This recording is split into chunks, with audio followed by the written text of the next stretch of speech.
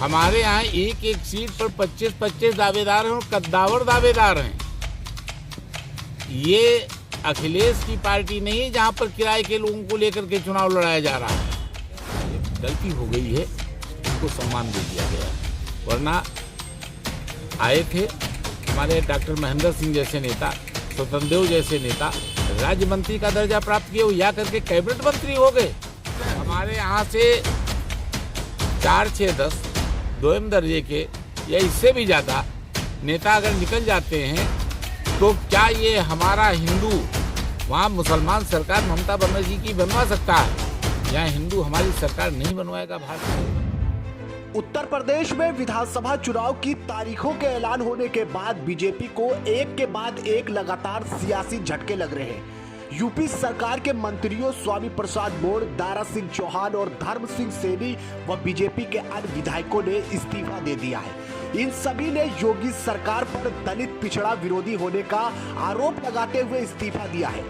चुनाव से पहले इन इस्तीफों का भारतीय जनता पार्टी पर कितना असर पड़ेगा, वही इस पूरे मामले में बीजेपी के वरिष्ठ नेता रणजीत श्रीवास्तव ने यूपी एजेंडा से बातचीत में क्या कुछ कहा, आइए आपको सुनाते हैं। चेयरमैन साहब, अमूमन देखा जाता है कोई नेता जाता है तो उसकी जगह कोई दूसरा नेता आ जाता है, लेकिन जब ये बीएसपी छोड़ के बीजेपी में आए स्वामी प्रसाद मौर्य जी, दारा सिंह जी, अगर इनकी क्षतिपूर्ति थोड़ी सी हुई है, कैसे करेंगे बीजेपी वाले?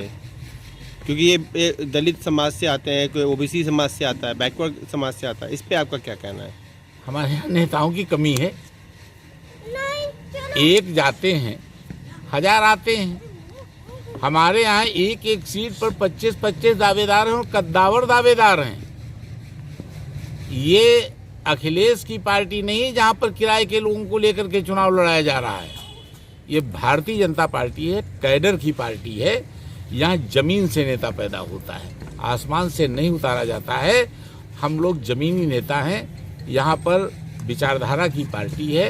हम लोग यहाँ पर नेताओं की कमी नहीं है। हम लोग किराए के नेता नहीं लेते हैं। गलती हो गई है, उनको सम्मान दे दिया गया, वरना आए थे हमारे डॉक्टर महेंद्र सिंह जैसे नेता, स्वतंत्र देव जैसे नेता, राज्य मंत्री का दर्जा प्राप्त किए, वो या करके कैबिनेट मंत्री हो गए।